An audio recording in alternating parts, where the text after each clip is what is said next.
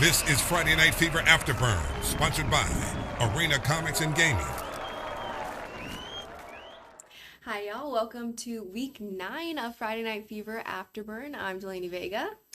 Karli, Koskovich. No, I was just thinking the fact that, like, we talked about this last week, but it's already week 9. Okay, yeah. We said that last week. It was already week 8. But, like, the fact that we only have 2 more of these Afterburns. Yeah. This and season, we're starting to see some pretty hard shutouts. I know. Well. It's getting weird. Yeah. So I don't even know. That's what I was thinking about when you were doing the intro. So yeah, really rounding out the season. Mm-hmm. No, yeah. I feel like we could just get right into the game I was at. Or scores. We'll start with that. The game I was at, the Cottondale Hornets putting up 48 over North Bay Haven, 22. That game could have gone either way by halftime, to be honest. Really? Oh, yeah. Surprisingly, I didn't expect that, and it was exciting. And then the game that we had someone at, which was Walton and Bay, that game pushed it to the very end. Close, yeah, we didn't know that score until we pretty much started the show. Before. Yeah, Bay taking that one. It looks like they did not make their field goal or whatever, but I'm just saying that's 27. Their point after, yeah. Yeah, somehow they won. And then South Walton and Wakulla, South Walton pulling that one. You were at that game. Yeah, close game. Yeah, and then a not so close game, Mosley at Arnold. Yep. And Mosley pulling out the shutout for that one. It's like a 6-game win streak for them on the road, just looking clean. And then this was last night's game. You were over there at Tommy Oliver. Bozeman taking on Rutherford, 51-27. Pretty big win for Bozeman. Yeah. And Franklin County went on the road to Osceola Christian. They lost that one 27-49. Holmes County, big win for them as well over Mariana, 42-8. And Chipley Tigers coming out on top over the Destin Sharks, 31-6. I remember back in the spring, Destin was I was watching at South Walton the 7-on-7 tournament, and Destin looked like they were going to be this powerhouse. I have not seen it. Yep. I have Hasn't not translated seen it on the field yet. No, but... Anyway, moving on. And then we have another win for Bluntstown. They are 9-0 with a 59-0 shutout for tonight. Haven't been challenged yet. No, I don't know if they are going to be at this point. I don't even know if they've really played a full game or just had running clocks all season. Imagine being the Bluntstown Tigers. Is it tough to never be challenged like you should be, or do they even want that? I mean, I remember talking to Amari in week 6 or 7, and he was saying yeah, we want the challenge. Do you just won 59-0? I don't know. I just think that they definitely do. They definitely want. They'll need challenge. it for sure. But okay, moving on, and we had Liberty County over at Jefferson County, and they took that one 42-6, and Rocky Bayou defeating Graceville 40-0, and then we have Freeport and Baker. Freeport losing 48-20. Wow. And then I think just one more score. Vernon Yellow Jackets 51-8 from Central.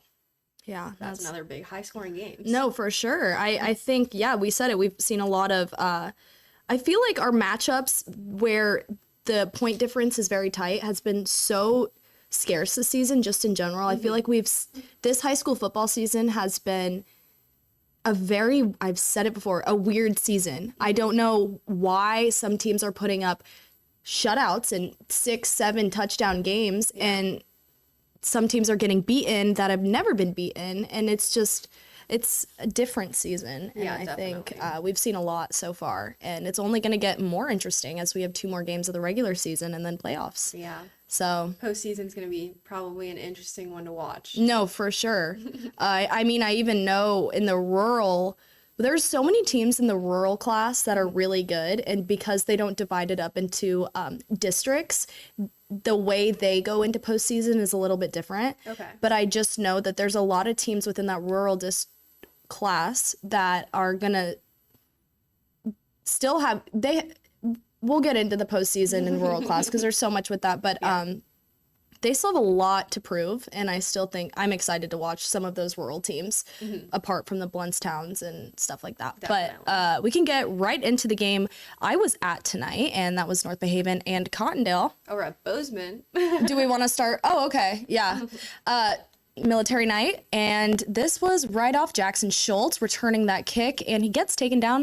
Like I said, a swarm of Hornets taking him down right there, and then we have a handoff to, I believe that is Caleb Kristoff. Look at how excited he is. That boy is in the end zone. They're and loving that yep, energy. North Bay Haven taking the... No, that tied it up, I remember, because Trayvon Collins put some points up first, and then we have Zacharias Collins. He's so good. He leads the entire area in rushing yards, and he's only a sophomore. I was super impressed with how he played tonight. Honestly, I was really impressed with Nick Heineman as well. He's pretty good, whether it's the wide game or just even running. He impressed me tonight, I'll say that. And Alex Bellamy had a couple really great receptions, and that was his touchdown. And then we have Caleb Mazinski, and this is actually a two-parter for Pearson, I think, yeah. And he is, am I saying that name right? I think so, Pearson's. And Joey Pearson, yep, he gets the first down and the touchdown when they really needed it, and that was right before halftime. And unfortunately, this play right here was around deep in the second quarter, and I think that touchdown by Trayvon Collins kind of that was kind of the tide, maybe. The momentum stopper, I'd say, because North Bay Haven was really doing well. I think there was I heard that Cottondale was a little bit nervous going into this game. Not going to say where I heard that from, but I heard that. And not release the source. No, yeah. Of course. But I think they were right to be nervous because North Bay Haven surprised me as well. And they had the three Collins, Zacharias, Trayshawn, and Traymon pretty much locked. They knew what they were going to do, what they have done. That's and hard to do, too. Those Collins boys. Not all They're related. all over. No, not all related, but you'll have one on one side, in the middle, and then on the other side, and they pretty much have three options that are just automatic. So, and then we have Alex Bellamy, who it's not being shown right now, but like I said, he's another threat in the wing. So, yeah, I mean, definitely since North Bay Haven pulled off that first win, what was it, like 4 or 5 weeks ago now? Was that over Graceville, their first win? Yep, and then it was Weewa, and then it was someone else, but they ended up going on a 3-game winning streak and then losing to Rutherford. But I will say that from that first win, I think we saw a totally different North Bay Haven. Their confidence they were like this, not sure if they could do it. They proved to themselves they could do it, and now they're craving to just keep doing it. And I think you saw that tonight in the Cottondale game, especially knowing these big names on the other team. Like, North Bay Haven was like, you know what? We know who we are at this point. We've done a lot of work to get here, and we know who we are, and we're going to give you a game. And that's what they did. It could have gone either way tonight, to be honest, from what I saw. So, that's exciting. Yeah. And do you want to... We can go into my game. Yeah, get into your in game. Santa Rosa Beach, another really, really close game. South Walton hosting Wakulla. This is the first time I've seen Wakulla. So I haven't seen them this season. That was some fresh faces for me. JD Brown, as always, as quarterback, and he's sending it wide to Carter Hawkendame. I've said before, I think that kid has great hands. William Justice, I do not think this kid is talked about enough. I don't either. That's a good point. Yeah. Not talked about enough. This kid is hard to take down. His run game is absolutely insane. JD Brown also himself has an insane run game. I think JD Brown as a quarterback, I took this down as notes during the game because it was something that I did want to touch upon. I think you have 3 different types of quarterbacks. You have your pocket passer who likes to sit pretty in that pocket. You have your scrambler, and you have your mobile, kind of the same guy. And then you have your runner. And I think JD Brown is a mix of this runner/mobile quarterback because look at him. He's running like nobody's business. But also when he's scrambling outside of the pocket, he ends up doing it like a designed rollout right here. Designed rollout. He's rolling out to his left, and he's going to... But he ends up... Okay, hello. And then... Just explain what happened. Yeah, anyways, he throws it deep to Max Baker on a post route. And, like, he's falling backwards. He's rolling to his left, throwing off of his right. That's something you just don't see in high school football. I think that's a really good point. Yeah, I think he's got, look at him, on the move. Yeah, always on the move. He's got great, okay. It's a bad example. Horrible example, bad timing right there. Yeah, but I get it. Great arm on the move, and I think that's something you don't really see in high school football, and it's really fun to watch him. I think his confidence has grown so much, and it's the amount of football he plays, and he's going to just keep going. And yes, he's a junior. He has another year. It's going to be next season for JD Brown. I don't even know what that's going to be like. He's going to be exciting to watch. He's going to be exciting to watch. He's going to be a threat. And I think that South Walton Tiza has that in the back of his brain. Like, they know they're going to get, it's going to be good. But they have to kind of dot the I's and cross the T's and what JD actually needs to kind of focus on and the little details that are going to separate him from those other quarterbacks. Because, like, I know Witt and West for Walton is a little bit younger. And then we have Carter Nunes, but Carter Nunes is also a junior, and so is JD. But they're such good quarterbacks in the Walton County, and I think in order for JD to separate himself, there are certain things that he has to work on. But his confidence and he is improved so much since the first time I saw him on the field. Yeah, definitely. I think I saw him in like week 2 or week 3 as well. Even since then. Yeah. Even since then, he's stronger, he's more confident, and you can just tell.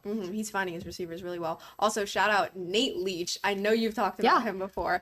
That kid has got a leg on him. I was watching him tonight. That is like probably their biggest secret weapon. It's not even just a leg. It is so dynamic and he's so strategic on where he puts that. He knows exactly how hard he has to touch the ball or how hard he has to kick it. I've never seen a high school kicker, put up touchbacks back to back to back. Soccer. Yeah, crazy. That kid is just like throwing it past the end zone. Not throwing it, kicking it past the end zone. No, for sure. Just like a tank. He had an awesome onside kick last week that actually ended up getting recovered by South Walton. It was beautiful. I just remember that kick so vividly that just going back into my history, I was a kicker in high school at one point. But to be able to do that, like, actually onside kicks, yes, they're like the lightest little tap of the football. They're so hard. So the fact that he can consistently hit these certain points of the ground with the football, creating a bounce, so impressive. Yeah, and I can even hear his coaches from the sidelines yelling like, he's such an asset. Like, this kid is so reliable. Yeah, like, no, the for whole sure. Team knows how reliable he is. Yeah, I think so too. And especially on kickoffs too. Like, he knows where he can put the ball to where a runner's not going to take off through the line. Yeah. And he can just place it either short or go for the touchback. Yeah. So and that's all they did tonight. Yeah. And it worked for them. So if it works, don't stop. amazing. Okay. We can get into what game do we have next? Let's do Walton and Bay. The game that just ended. That was a tough game starting off. Walton takes the lead. I'm not sure if any of the Tornadoes expected that, but Walton took the lead for tonight, and then I believe gets tied up, and then this is MJ Wilkerson. He'll go into the first down, and this next one, this is gonna be the sophomore. He'll actually finish it up. It's Noah Clement. He'll put up the PAT as well. Heard that Another name kicker. sometimes. Yep, kickers are people too, and. And then here we go. Walton's actually going to put up the second touchdown of the night. Or this is here we go. Braves start off on top. And I can only imagine what the Tornadoes and Jeremy Brown were thinking of that one. Yeah. But this one right here caught by Charlie Womble, taken back into Bay territory. Wow. But yeah, I think also Walton started off they're responding right there. I believe that one was Caden Brown. Anyways, Walton started off so strong and they kind of took a little fall off during, I would say, early mid-season. And now I think tonight proved that they are a good team. I just think, it's a new coach. It's still a brand new offense. Yeah. Yes, we're in week 9, but games like this prove that something's working. Yeah. And you can see the talents there. It's just not very cohesive yet, perhaps. It takes reps, Yeah. And that's just, like I said, it's still it's only week 9 for a team that has not been a brand new offense, a brand new coach. So, and then given like Jeremy Brown and the Bay boys, these are his boys. This is his senior class. He entered Bay with these boys as freshmen. Wow. So it's you kind of just have to think about that. Definitely. That's the only thing. And the fact that they kept it at 21-21 until like the fourth quarter and finally just put it up. I think Walton, needs to be talked about a little bit more. Also, good looks. I think good looks for Bay because they haven't been challenged since Madison County again. Yeah. And we talked about that a lot, saying how Madison County kind of put them in their place, for lack of a better words.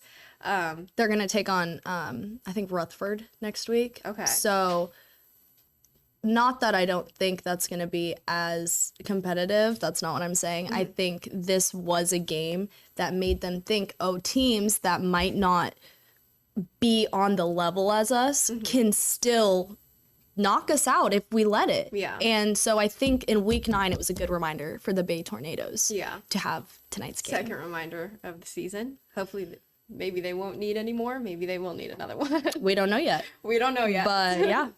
And then do you want to get into what's the next game we got? We have Mosley, I believe, is Yeah, the next let's game. get into the Mosley game. Yep, Arnold's last home game for the season, and that's going to be Holden Hinson. That's a name I haven't heard before, but that was off the kick, and he's running it all the way back. I was going to say, I think he's 20. on special teams. And they finished that off with a throw to Carson Griffin, I believe that was. Will Cotter running the ball. I think we've talked about this before. I think Cotter's a great runner, I will say. He's strong. He can get, when the options are limited, I've seen him kind of lock in. His eyes do this thing where they lock in, and then all of a sudden he takes off. Yeah, he takes off, and then he gets 10, 15 yards when he needs it most. Yeah. So, I mean, obviously, I wasn't at this game. We sent someone else to this game, but even with Arnold kind of marching up the field the way that they did, they were still not able to convert. Obviously, that has a lot to do with Mosley's insane defense, which we saw in their game against Niceville last week. So, I mean, 49-0. You got to give it up to Mosley. Yeah, that offense and defense really just working really, really well. I just think they were outplayed, just out teamed. Yeah, I mean, man to man, you saw it right there.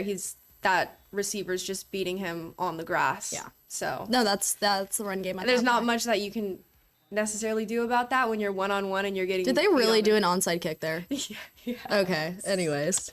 Yes. I mean, why? I mean, showing off. Whatever. A little bit. Whatever. Showing off a little bit. All right. Yeah. And then we can get into the Bozeman-Rutherford game, and I think, was that the last one we have? Yes, but before we go into that, I do see that Blue Devils 5 in a row, Holmes County. Okay, they had a slow start. Yeah, I'm proud of the Blue Devils. I think that's awesome. I think that's them. And then I know Liberty County had started off slow, and they're looking really, really Was that good 6 as well. games for them?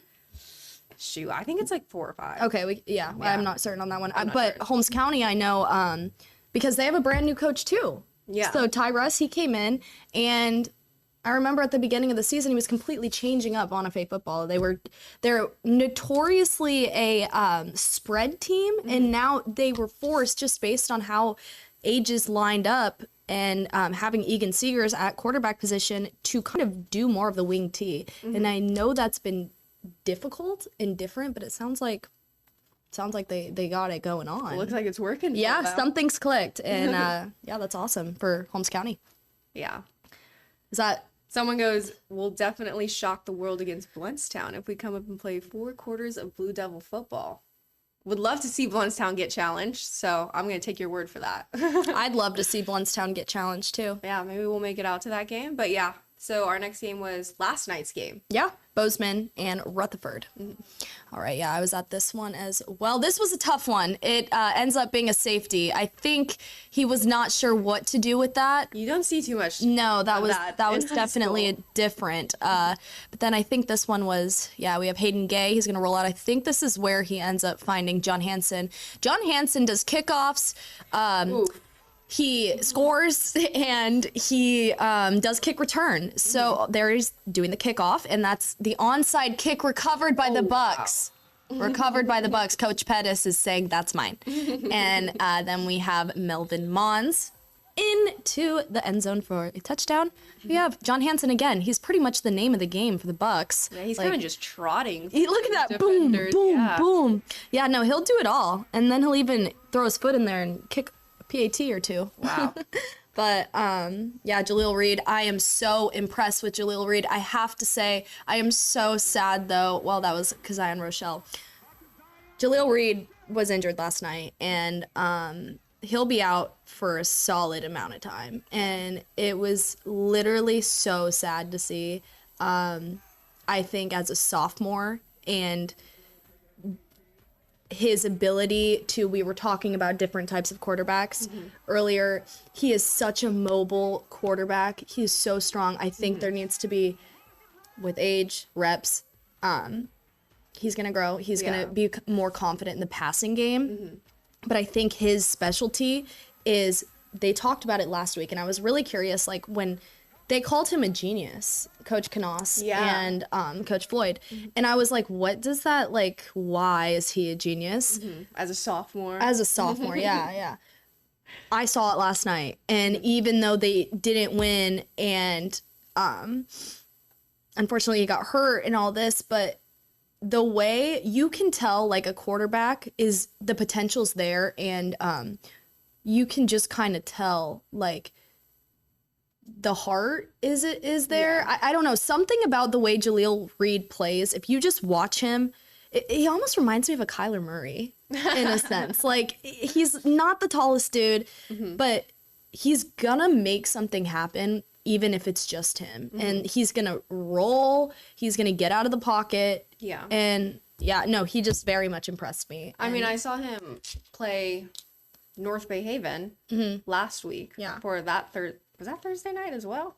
I actually can't remember. But nonetheless. I think yes, it was. Yeah. Okay. I mean, you're talking about him being a genius. I also think that something that we also don't see very often in high school football, because kids love playing Friday Night Lights, is he's not very selfish as a quarterback. You know, when you have those read option plays, he doesn't go for that run, I feel, very often.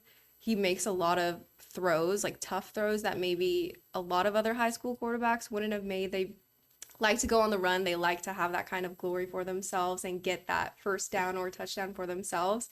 He seems like a pretty selfless quarterback, even as a sophomore, which is pretty impressive to see. So like I said, like you said, I mean, next year and even beyond, he's going to be fun to watch. That goes back to the mental game, because quarterbacks that either just run or just automatically get the ball and pass out, the calmness is not there. And that's what I think Jaleel has, is it's the mental game.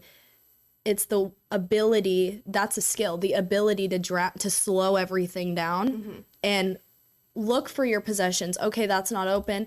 Okay, I have nothing, I'm going to run. That's a skill that not a lot of quarterbacks have. Yeah. So, he's young and he's still going to improve. But I just think, like you said, like that separates him from, I think, a lot of other quarterbacks that I've watched this season. So, and as his receivers get a little older as well, his receivers are going to start beating defenders just on the grass, you know, talent-wise, skill-wise. As they get older, they get bigger, they get faster. Rutherford is a young team. He's going to have a lot more options, and I think in the coming years, it's going to be really clean Ram football. I think so, too. I'm excited. Yeah, me too. Do you want to get into the rest of the scores one more time? Yep. And then we'll get into next week's games and call it out. Yeah. All right. We were just talking about it. Bozeman, Rutherford, 51-27. And then Holmes County on their 5th straight win. Yep. 42-8. And then we have Franklin County and Osceola Christian, 49-27, Osceola. And then we have Chipley taking that win over Destin, 31-6. And then Bluntstown, another shutout, like we said, 9-0, 59-0. Rocky Bayou taking that win over Graceville, 40-0, another shutout. Liberty County also kind of running away with this season a little bit. I don't necessarily know what their win streak is now, but I know it's decently up there. They got a, Yeah, 42-6, and they got a small team, so that's good to see. Freeport falling to Baker, 48-20. Yeah, that one surprised me a little bit, but and then we have Vernon and Central, 51-8. Yeah. Then we'll get into the Week 10 games. Yep. Week 10, we're in the double digits. I don't know how that happened. I don't know. All right, you want to take this away? Sure. We have Thursday games, Arnold versus Rickards. And then we have Mosley, and I do see Mosley is spelled incorrectly, but that is okay. And then we have Gulf Breeze and Mosley on Thursday, and then Franklin County versus North Florida Christian. and Liberty County versus Hilliard. Interesting. And then Vernon going over to Cottondale. We'll see if Cottondale can keep that running. Taylor County going over to Mariana. Bozeman versus North Bay Haven. I think that'll be a pretty good game. That's always a good game. There's history there. There's history there, Delaney. So 2 years ago, so last season was a big, I'm not going to get like too into it, but there were a lot of kids from North Bay Haven last season that went over to Bozeman, and it caused this whole entire thing. There was a lot of legal things that we're not going to get into, but that's a personal game, and I still believe that intensity is in that rivalry. I still think it's there. Okay. But that, I think also now though, North Bay Haven has turned like a new leaf, that they're almost last season they could not compete with Bozeman. Yeah, and now they're a threat.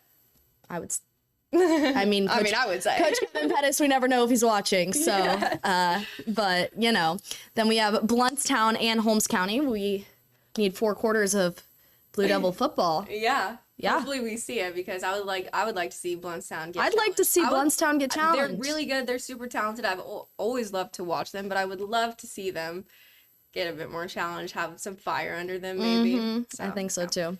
And then, is my turn? Yeah, it's your turn. Walton, Freeport. Well, county showdown. Yeah, county showdown. That should be pretty good. Rutherford playing Bay. Jay versus Weewahitchka. And then Baker going over to Port St. Joe. Yep. And last page, we have Chipley and Jefferson County. And then, so South Walton beats Pensacola Catholic. They're going to be the district champions. Yeah. Oh, yeah. So, on the road and see if they can keep that running. Yeah. That's all they need to do to secure that title. So, yeah, that'll be interesting. Hopefully they come out. I will say first quarter was a little iffy for the Seahawks, but I think it kind of always is for them. And then I think we've talked about this before. We have talked about this before. How they're kind of a second half team. I mean, I think this game they were a second quarter, third, fourth quarter. It takes a minute for them to warm up. Yeah.